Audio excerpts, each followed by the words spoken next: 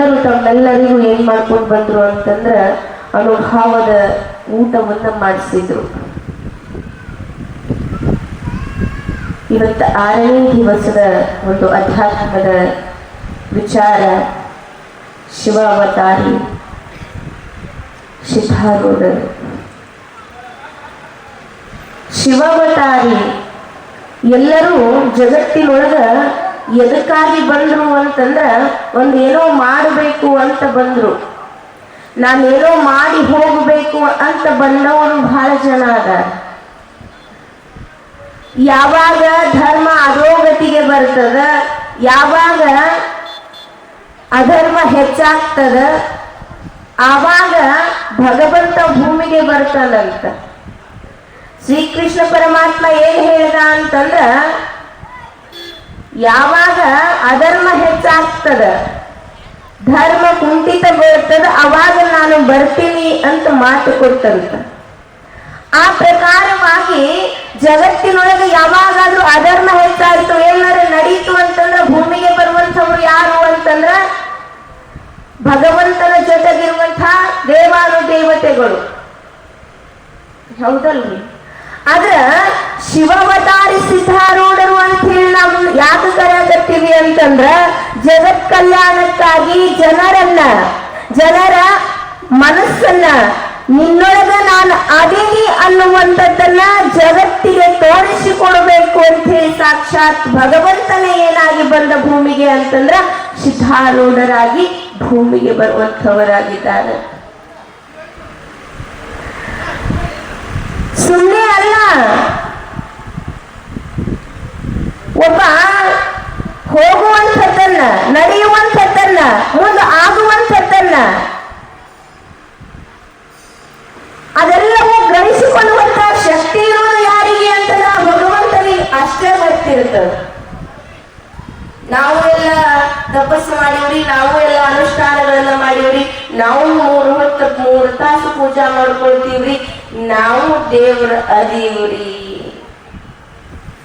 ನೀ ದೇವ್ರ ಅದಿ ಅಂತ ನೀನ್ ಅನ್ಕೊಂಡ್ರಲ್ಲ, ನೀನೇ ದೇವ್ರ ಅಂತ ಯಾರಿಗೆ ಗೊತ್ತಾಗಬೇಕು ಅಂತಂದ್ರೆ ಅವನಿಗೆ ಮೊದಲು ಗೊತ್ತಾಗಬೇಕು. ಅದಕ್ಕೆ ನೀನೇನು ಮಾಡಬೇಕು ಅಂತಂದ್ರ ಹರಪೂಜೆಯನ್ನ ಮಾಡಬೇಕು, ಗುರು ಸೇವೆಯನ್ನ ಮಾಡಬೇಕು.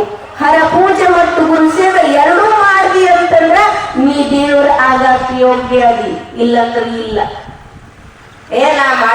ನಾನ್ ಮಾಡೀನ್ರಿ ಅಂದ್ರೆ ಆಗಂಗಿಲ್ಲ. ಅದಕ್ಕ ಎರಡೂ ಇತ್ತು ಅಂತಂದ್ರ ನೀನೇನಾಗ್ತಿ ಅಂದ್ರೆ ದೇವರಾಗ್ತಿ, ಇಲ್ಲಂದ್ರ ದೇವ್ರ ಆಗಕ್ಕಾಗಂಗಿಲ್ಲ. ಅದಕ್ಕೆ ಸಿದ್ಧಾರೂಢ ಅಪ್ಪ ದೇವ್ರ ಹೆಂಗ ಅಂತ ಕೇಳಿದ್ರೆ ಹೆಂಗ ದೇವ್ರ ಅನ್ಸ್ಕೊಂಡ್ರವ್ರು. ಸಣ್ಣ ಮಗು ನಮ್ಮೆಲ್ಲ ಮಕ್ಕಳು ಚಾ ಅಂತಿರ್ತಾವು, ಅಳ್ತಿರ್ತಾವು. ನನ್ನ ಅಪ್ಪ 5 ವರ್ಷದೊಳಗ ಪವಾಡಗಳನ್ನ ಮಾಡಿದಂತವ. 5 ವರ್ಷ ನಮ್ಮ ಮಕ್ಕಳಿಗೆ ಮಾತಾಡಕ್ಕೆ ಬರಂಗಿಲ್ಲ, ಚಂದಾಗಿ ಅವ್ವ ಅನ್ನಕ್ಕೆ ಬರಂಗಿಲ್ಲ. ಹೌದು, ಅಂತ ಸಂದರ್ಭದೊಳಗೆ ಏನ್ ಮಾಡಿದ್ರು ಅಂತಂದ್ರ ಎಮ್ಮಿ ಮೇಲೆ ಕೂತ್ರಂತ. ಎಮ್ಮಿ ಮೇಲೆ ಕೂತ್ಕೊಂಡು ತಮ್ಮ ಗೆಳೆಯರಿಗೆ ಹೇಳಿದ್ರಂತ, ನಾನ್ ಮ್ಯಾಲ ಕುಂಡಿರ್ತೀನಿ, ಆನಿ ನೀವೆಲ್ಲ ಏನ್ ಇದ್ರಲ್ಲ, ನೀವೆಲ್ಲ ಏನ್ ಮಾಡ್ರಿ ಅಂತಂದ್ರ ಒಬ್ರು ತಮಟೆಯನ್ನ ಬಾರಿಸ್ರಿ, ಒಬ್ರು ಊದ್ರಿ, ಅಂದ್ರೆ ಒಂದು ಗಂಗಾ ತಗೋರಿ, ಒಂದು ಅದನ್ನ ತಗೋರಿ ಅಂತ ಹೇಳಿ ಒಟ್ಟಾರೆ ಏನ್ ಮಾಡಿದ್ರಂದ್ರ ಹೇಳಿದ್ರಂತ. ಅವರೆಲ್ಲ ಬಾರ್ಸಾಕತ್ರು, ಇವ್ರು ಎಮ್ಮಿ ಮ್ಯಾಗ ಕುಂತ್ರಂತ. ಮುಂದೆ ನಡಿ ಅಂದ್ರಂತದ. ಮುಂದೆ ನಡಿ ಅಂದ್ರೆ ಅದು ಮುಂದೆ ಹೋಗ್ಲಿಲ್ಲ. ಅದಕ್ಕೆ ಸಿದ್ಧಾರೂಢ ಅಪ್ಪ ಏನ್ ಮಾಡ್ದ ಅಂತಂದ್ರ ಮುಂದೆ ಹೋಗಲ್ಲ, ಏನ್ರ ಸತ್ತು ಬಿಡು ಅಂದ್ಬಿಟ್ಟಂತ. ಅಲ್ಲೇ ನಿಂತಲ್ಲೇ ಏನ್ ಮಾಡ್ತು ಅಂದ್ರೆ ಜೀವ ಕಳ್ಕೊಂಡು ಬಿಟ್ಟು ತಕ್ಷಣಕ್ಕ ಹುಡುಗರೆಲ್ಲ ಹೋಗಿ ತಾಯಿಗೆ ಹೇಳ್ತಾರೆ. ತಾಯಿಗೆ ಹೇಳಿದ ತಕ್ಷಣ ತಾಯಿ ಓಡಿ ಬಂದು ಎದಿ ಬಡ್ಕೊಂಡು ಅಳ್ತಾಳೆ. ಜೀವನಕ್ಕೆ ಆಧಾರವಾಗಿರುವಂಥದ್ದು ಒಂದೇ ಇತ್ತು, ಅದನ್ನು ತಗೊಂಡು ಬಿಟ್ಟೆ ಅಂದ್ರಂತ. ನಿಮ್ಗೆ ಏನ್ ಬೇಕೇನು ಅಂದ್ರಂತ. ಸಿದ್ಧಾರೂಢ ಬಂದಂತ, ನಿಮ್ಗೆ ಎಮ್ಮೆ ಬೇಕೇನು? ಎಮ್ಮೆ ಬೇಕಂದ್ರೆ ಹೇಳು ಅಂದಾಕ್ಷಣ ಬೇಕು ಅಂದಾಗ ಮಲಗಿರುವಂತಹ ಜೀವ ಕಳೆದುಕೊಂಡು ಮಲಗಿರುವಂತಹ ಎಮ್ಮೆಯ ಕಿವಿಯೊಳಗೆ ಹೇಳಿದ್ರಂತ ಮಹಾಮಂತ್ರವನ್ನ, ಓಂ ನಮಃ ಶಿವಾಯ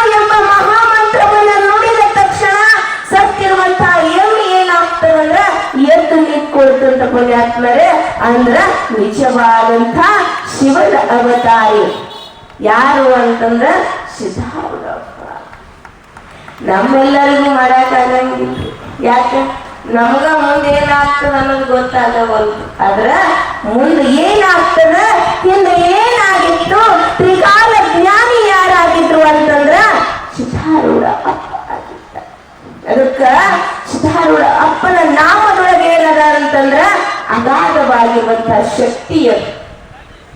ಬರೇ ಆ ನಾಮವನ್ನ ಜಪಿಸ್ತೀವಿ ಅಂತಂದ್ರ ನಮ್ಮ ಒಂದೊಂದು ಉಸಿರಿನೊಳಗ ನಾವು ಒಂದು ಸಾರಿ ಉಸಿರು ತಗೊಂಡು ಉಸಿರು ಬಿಡುವುದರೊಳಗಾಗಿ ಆ ಒಂದೊಂದು ಸಾರಿ ಉಸಿರು ತೆಗೆದುಕೊಳ್ಳುವಂತಹ ಸಂದರ್ಭದೊಳಗ ಸಿದ್ಧಾರೂಢ ಸಿದ್ಧಾರೂಢ ಸಿದ್ಧಾರೂಢ ಅಲ್ಲಿಗೆ ಅಂತಂದ್ರೆ ಸಾಕು, ಇವರಿಂದ ಮುಕ್ತರಾಗಿ ಹೋಗ್ತೀವಿ ಪುಣ್ಯಾತ್ಮರೇ. ಅಂತ ಶಕ್ತಿ ಎದುರೊಳಗದ ಅಂತಂದ್ರ ಬರೇ ನಾಮದೊಳಗದ, ಬರೇ ನಾಮದೊಳಗ. ಇನ್ನು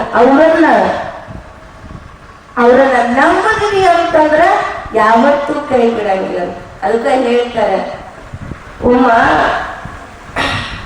ಹರ ಕೈ ಬಿಡಬಹುದು, ಭಗವಂತ ಕೈ ಬಿಡಬಹುದು, ಅದರ ಗುರುನಾಥ ಕೈ ಬಿಡಂಗಿಲ್ಲ.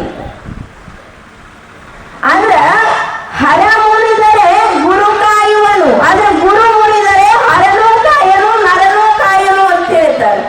ಅದಕ್ಕೆ ನಮ್ಮ ಕೈಯ ಹಿಡಿಬೇಕಾಗಿತ್ತು ಅಂತಂದ್ರೆ ಭಗವಂತ ನಾವು ಬಹಳ ಗಟ್ಟಿ ಇರಬೇಕು, ನಮಗ ನಮ್ಮ ಸ್ವರೂಪ ಜ್ಞಾನ ಆಗಿರಬೇಕು, ನಾವು ಅಲ್ಲಿಗೆ ಹೋಗಾಕ ಹಂಬಲಿಸ್ತಿರ್ಬೇಕು. ಹೌದಲ್ರಿ? ಇಲ್ಲಾಂದ್ರೆ ಸಿಗಂಗಿಲ್ಲ ಗುರುನಾಥ, ಸಿಗಂಗಿಲ್ಲ ಭಗವಂತ. ಅದಕ್ಕೆ ಸಿದ್ಧಾರೂಢಪ್ಪರನ್ನ ಒಬ್ಬ ಭಕ್ತ ಕೈ ಹಿಡಬೇಕು. ಕೈ ಹಿಡಿದಾಗ ಸಿದ್ಧಾರೂಢಪ್ಪನಂತ, ಯಪ್ಪ ನೀ ಕೈ ಹಿಡಿಬೇಡ ಅಂತ. ಯಾಕಪ್ಪ ಯಾಕೆ ಹಿಡಿಬೇಡ? ಅಲ್ಲ, ನೀವ್ ಯಾವಾಗ ಕೈ ಬಿಡ್ತೀರಿ ಗೊತ್ತಿಲ್ಲ, ಅದಕ್ಕೆ ನಿನ್ನ ಕೈ ಹಿಡ್ಕೋತೀನಿ ಅಂತ ಹೇಳಿ ಭಕ್ತನ ಕೈ ಹಿಡಿದರಂತ. ಅದಕ್ಕ ಗುರುನಾಥನಾದವ ಈಗಷ್ಟೇ ಅಲ್ಲ, ಜನ್ಮ ಜನ್ಮದೊಳಗೂ ಕೂಡ ಒಮ್ಮ ಕೈ ಹಿಡಿದ ಅಂತಂದ್ರ ಆ ಕೈ ಯಾವತ್ತೂ ಬಿಡಂಗಿಲ್ಲ ಪುಣ್ಯಾತ್ಮರೇ, ನಮ್ಮನ್ನ ಕರ್ಕೊಂಡು ಹೋಗ್ತಾನ. ಅದಕ್ಕೆ ಗುರುನಾಥ ಯಾರು ಅಂತಂದ್ರ ಶಿವನಾಗಿ ಭೂಮಿಗೆ ಬಂದು ತನ್ನ ಸ್ವರೂಪ ಜ್ಞಾನ, ನೀನೇ ಭಗವಂತಾಗಿ, ನೀನೇ ಪರಮಾತ್ಮಾಗಿ ಒಂದಿಷ್ಟು ಪ್ರಯತ್ನ ಮಾಡು ಅಂತ ಹೇಳಿ ತಿಳಿಸಿಕೊಡಾಕ ಬಂದಂತ ಭೂಮಿಗೆ ಯಾರು ಅಂತಂದ್ರೆ ಅದು ಸಿದ್ಧಾರೂಢ ಅಪ್ಪಗಳು. ಇನ್ನೊಂದಂತ ಶರಣರು, ಸಂತರು, ಮಹಾತ್ಮರು, ಯೋಗಿಗಳೆಲ್ಲ ಎದಕ್ಕೆ ಬಂದ್ರು ಅಂತಂದ್ರ ಅವರು ಅದಕ್ಕಂತಾನೇ ಬಂದು ಹೋದ್ರು. ಅವ್ರು ನಾವು ಇದನ್ನ ಮಾಡಿ ಹೋಗಬೇಕಂತೇಳಿ ಅದ್ರ ಸಿದ್ಧಾರೂಢ ಅಪ್ಪ ಬಂದಿರೋದು ಎದಕ್ಕೆ ಅಂತಂದ್ರ ಈ ಜಗತ್ತಿನೊಳಗ ಜ್ಞಾನವನ್ನ ಜನರಿಗೆ ಬಿತ್ತರಿಸಬೇಕು.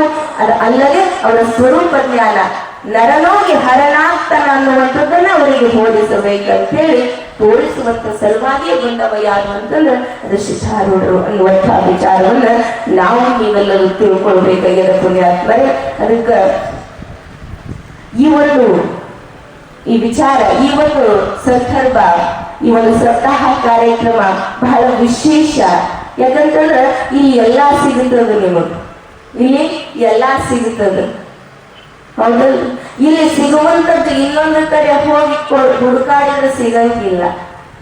ಅದಕ್ಕೆ ಅಂತ ಒಂದು ಜಾಗದೊಳಗ 6 ದಿನಗಳ ಕಾಲ ಆ ಚಿಕ್ಕರೇವಣ ಸಿದ್ದಪ್ಪನ ಒಂದು ಕೃಪಾಶೀರ್ವಾದ ಏನೋ ಗೊತ್ತಿಲ್ಲ, ಅವ್ರಿರುವಂತಹ ಸಂದರ್ಭದೊಳಗ ಅವ್ರ ಜೊತೆ ಮಾತಾಡುವಂತ ಆ ಸಂದರ್ಭನೂ ನನಗ ಕಲ್ಪಿಸಿಕೊಡ್ಲಿಲ್ಲ, ಏನೋ ಗೊತ್ತಿಲ್ಲ, ಬಂದು ಹಾಗೆ ಹೋಗಿದ್ದ.